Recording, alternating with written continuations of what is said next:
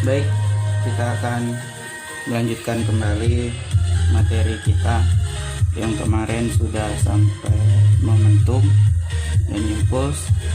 Sekarang kita lanjutkan di hukum kekekalan momentum. Jadi kalau untuk hukum kekekalan momentum,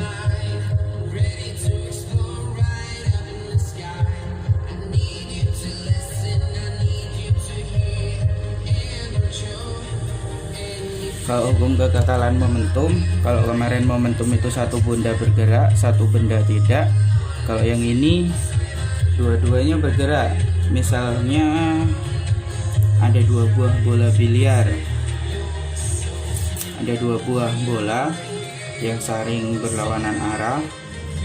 Jelas ya, satu ke arah kiri, satu ke arah kanan. Ini ke arah kiri, ini ke arah kanan. Nah, dua benda ini dipengaruhi oleh vektor. Jadi kita buat perjanjian dulu kalau untuk hukum kekekalan momentum. Kalau ke kanan positif, ke kiri negatif, ya dari awal kayak gitu sampai akhir harus itu. Tapi kalau misalnya kalian rubah ke kiri positif, ke kanan negatif, juga apa-apa. Tapi biasanya ke kanan positif, ke kiri negatif. Jadi ini positif, ini negatif.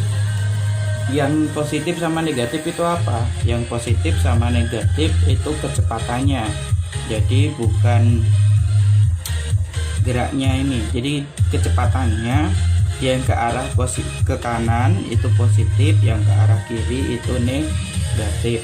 Nah, kalau untuk hukum kekekalan momentum itu ada momentum sebelum tumbukan dan momentum setelah tumbukan. Oke, jadi sebelum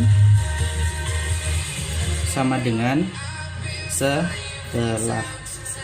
Oke, sebelum tumbukan dan setelah tumbukan. Nah, pada rumusnya itu sama, pada dasarnya rumusnya sama kayak rumus momentum yang sebelumnya, yaitu P sama dengan M kali V. Cuman di sini karena ini misalnya kita anggap benda satu, ini benda dua, berarti P1 ditambah P2. Ingat, yang sebelah kiri ini sebelum, yang sebelah kanan itu setelah. P1 aksen ditambah P2 aksen. Oke, P1 tambah P2, P1 aksen tambah P2 aksen. Jadi sebelum sama dengan setelah. Oke, kita tulis lagi. Nah, kalau kita jabarkan P itu kan M kali V. M1 kali V1 tambah M2 kali V2 sama dengan M1 kali V1 aksen ditambah M2 kali V2 aksen. Aksen di sini menandakan sesudah ya, jangan sampai nanti lupa. Ini setelah tumbukan, ini setelah tumbukan. Jadi ini kecepatan ini setelah tumbukan, yang ini kecepatan ini sebelum tumbukan. Ingat-ingat juga arahnya jangan sampai salah. Oke, kita buat contoh soal. Di sini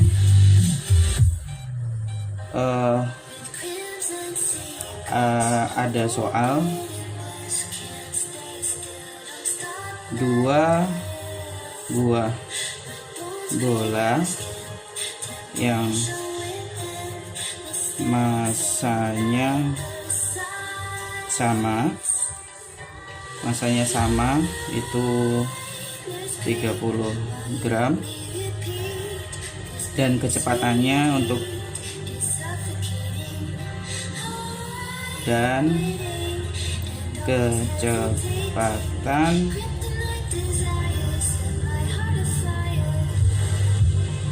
bola 1 0,5 meter per sekon. Terus bola 2 diam.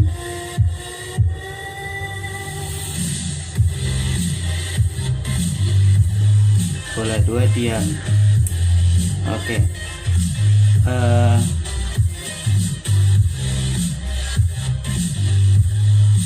Ada tambahannya, jika kecepatan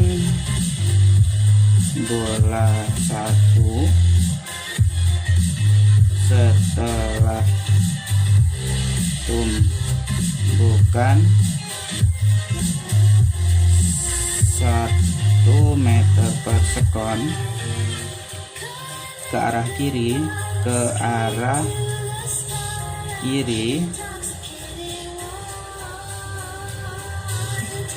maka hitunglah kecepatan bola 2 setelah tumpukan. Kecepatan bola 2 setelah tumbukan. Oke, perintahnya maka hitung kecepatan bola 2 setelah tumbukannya. Oke, ini jadi kita bisa selesaikan pakai rumus yang di atas, cuman diingat-ingat nih satuannya masih gram, berarti harus kita rubah ke kilogram. Terus bola 1 ini ke kanan untuk awalnya, yang ke bola 2 ini arahnya ini juga menentukan. Jadi kita tulis dulu diketahui massa 1 sama dengan 30 gram. Ingat, dirubah ke kilogram, berarti 30 dibagi 1000 0,03 atau 3 kali 10 pangkat min 2, terserah yang mana yang mau dipakai. Oke, V1 kita pakai perjanjian ke kanan positif. Oke, berarti V1 ini ke kanan 0,5 meter per sekon. Oke, untuk massa 2 itu sama, jadi ini sama dengan massa 2. Terus untuk V1 aksen atau V1 setelah tumbukan itu ke kiri, jadi min 1 meter per sekon. Nah, yang ditanyakan itu V2. Oke, ada yang kelupaan. V2 sebelum tumbukan itu 0 meter per sekon, karena di sini dikatakan diam. 0 meter per sekon ya, karena di sini dikatakan diam. Kita lanjut. Yang ditanya itu adalah V2 setelah tumbukan. Berarti V2 aksen. Berarti kita lanjut. Untuk lanjutannya ada di sebelah sini ya. Di sini kalau misalnya sudah kayak gini, kalian tinggal P1 ditambah P2 sama dengan P1 aksen ditambah P2 aksen. Oke, M1 dikali V1 tambah M2 kali V2 sama dengan M1 aksen, M1 kali V1 aksen ditambah M2 kali V2 aksen. Kenapa yang ini M nya nggak aksen? Saya lupa bilang, karena masanya itu nggak mungkin berubah ya, di awal sama setelah sama sebelum itu pasti sama. Jadi masanya kita masukkan 0,03 dikali V1 yang ini, jangan sampai salah ya, 0,5 ditambah masanya sama 0,03 dikali kecepatan 2 0 sama dengan M1 0,03 kali V1 aksen.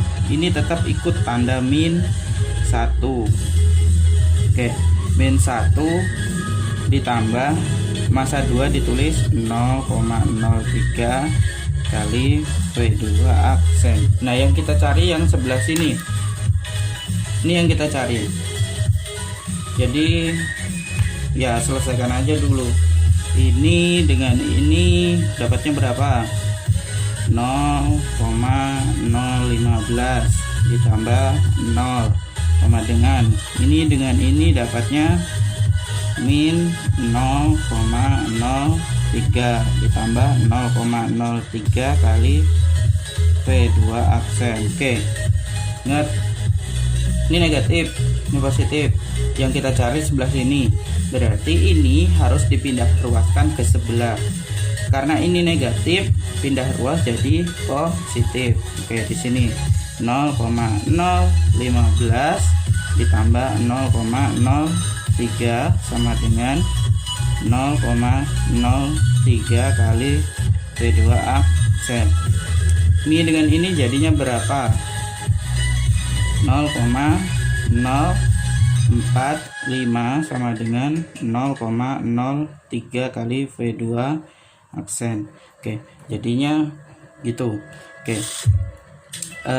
kalau sudah kayak gini, berarti kalau ini ada perkalian, di sini masih ada angka, di sini ada angka, kita harus cari V2-nya sendiri. V2 aksen sama dengan 0,045 per 0,03. Jadi yang ini pindah ruas, hati-hati, yang pindah ruas 0,03 bukan 0,045, yang pindah ruas 0,03.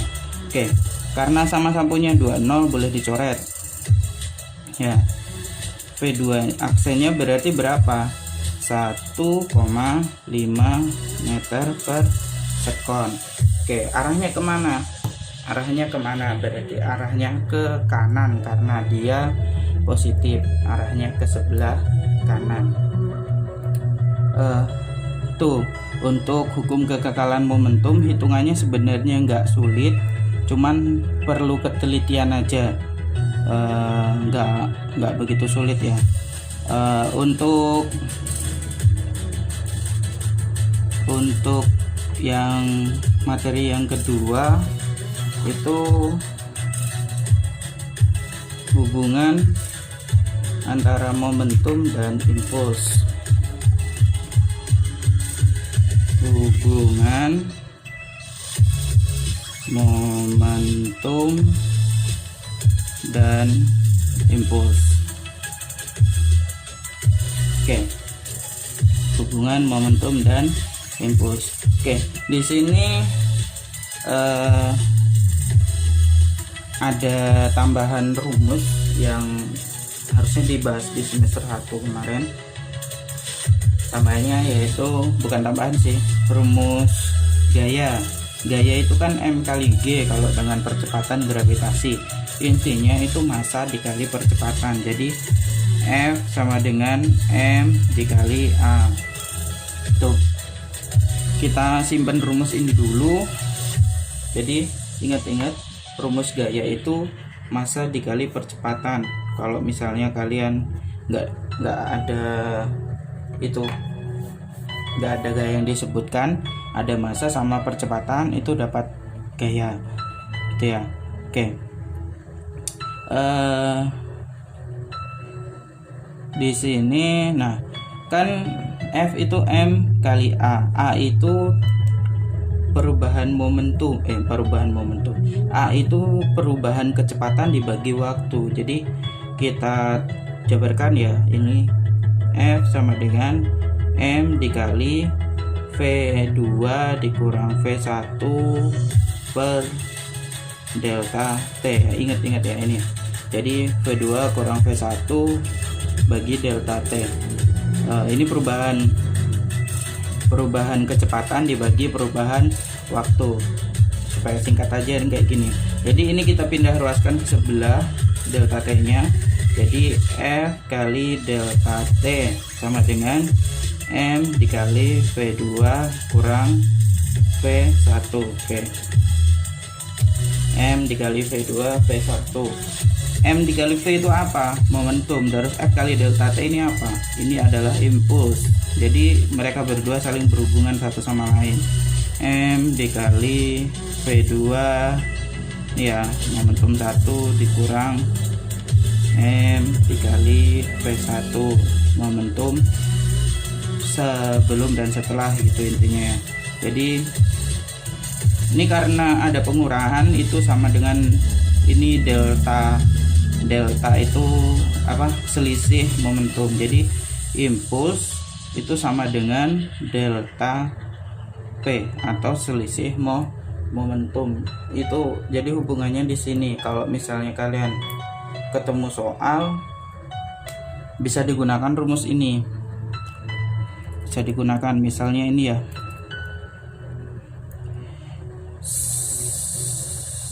Sebentar. Oke, nih. Soalnya sebuah bola bermassa sebuah bola bermassa 0,15 kg. Oke. Dilempar mendatar ke kanan. Dilempar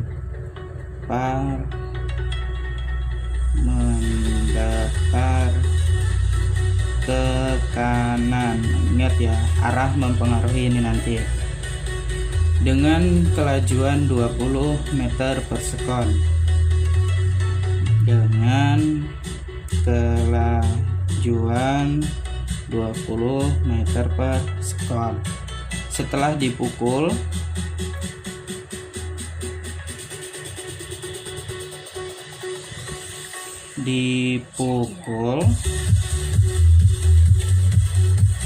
bola bergerak ke kiri.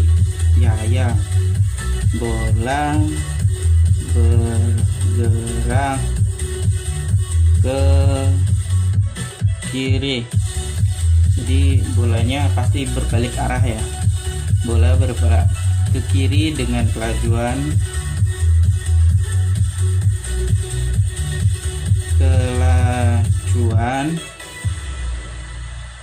20 meter per sekon. Oke. Yang ditanyakan berapakah impuls yang diberikan kayu? Berapakah impuls yang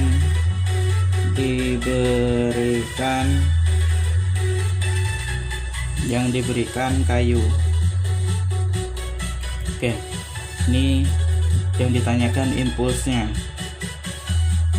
Oke, jadi sama, ingat-ingat yang kita ketahui, massa, kelajuan dengan arah ke kanan dan kelajuan dengan arah ke kiri. Berarti kita tulis di sini diketahui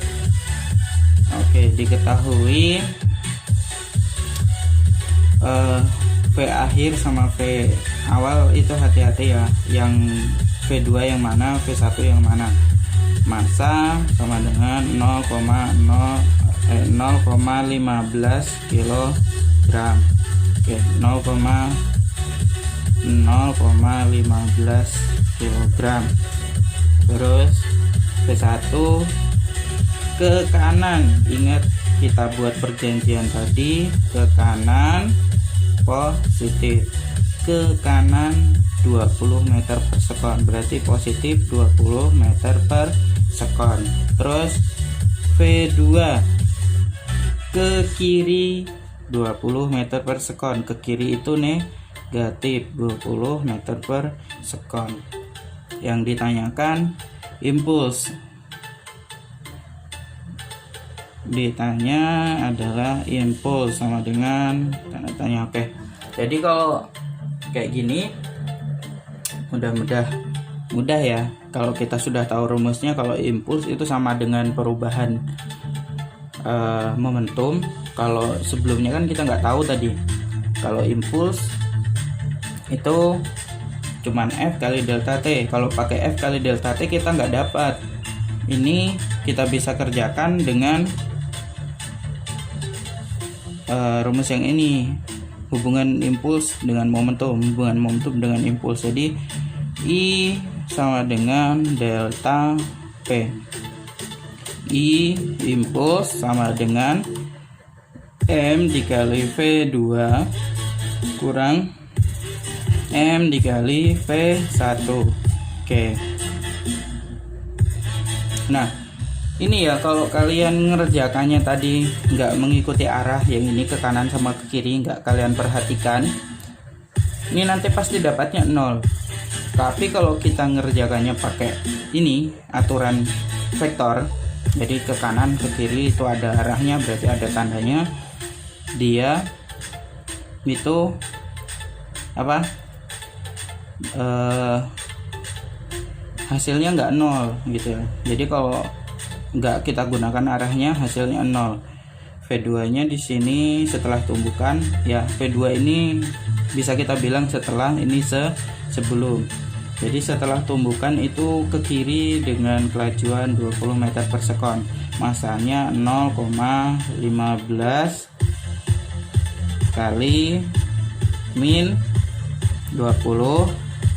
Oke, gini ya, dikurang masanya 0,15 kali 20. Oke, ini kalau sudah kayak gini ya tinggal dihitung aja. Yang pertama itu dapatnya berapa, yang kiri, yang kedua dapatnya berapa. Nih kali ini dapatnya berapa, hitung aja. 0 jadi 1,5, hilang 0 nya. 1,5 kali 2 itu berarti ini min 3, yang ini dikurang sama 3, berarti impulsnya itu besarnya min 6 Newton sekon. Oke, minnya ini ingat, min tadi menandakan impulsnya bergerak ke arah kiri ya.